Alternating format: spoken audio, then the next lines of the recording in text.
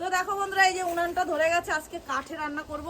এই যে, আর এইখানে নিয়ে নিয়েছি হলো এখানে সর্ষে নিয়ে নিয়েছি, এইখানে হলো হলুদ, আর এটা হলো লবণ, আর এটা হলো আদা জিরা আর হলো লঙ্কা পেস্ট করা আছে, আর এটা হলো তেল নিয়েছি, আর এখানে হলো মাছের তেলের বড়া করব, আর এটা হলো সর্ষে বাটা দিয়ে মাছ করব।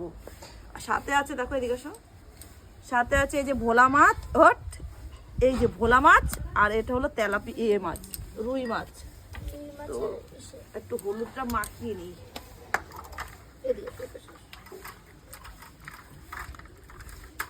তো মাছে হলুদ লবণ মাখিয়ে নিলাম।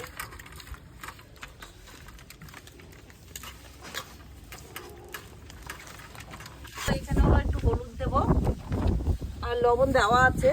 সাথে আছে বেসন, আর হলো এদিকে এসো, সামনে আসো, সাথে এই যে বেসন আছে, আর হলো চালের গুঁড়ি আছে, এখানে আছে পেঁয়াজ, এখানে আছে মাছের তেল, আর এখানে হলো লঙ্কা। এই বড়াটা খেতে কিন্তু হেভি লাগে,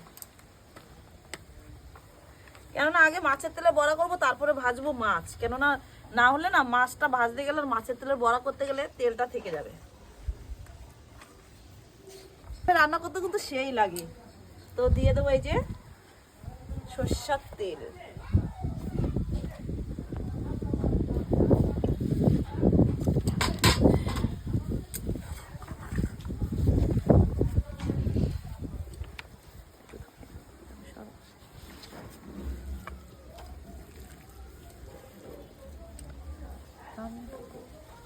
সামনে আসছিস কেন রে বাবা, আমার আইফোন খাবো।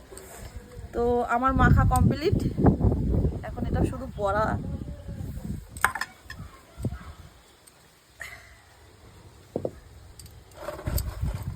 কাঠে রান্না করতে কিন্তু সেই মজা, কিন্তু শুধু রান্না করার পরে মাজতে কষ্ট হয় আমার। আর এইখানে দেখো জলও নিয়ে নিয়েছি।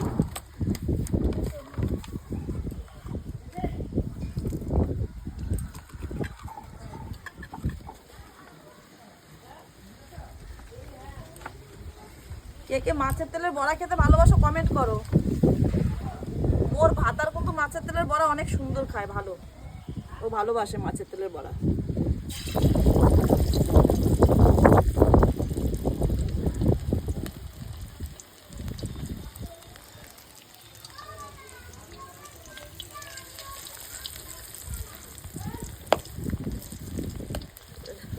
ফাটবে, যেহেতু মাছের তেল আছে তো মাছের তেলটা একটু ফাটবে, বুঝতে পেরেছো।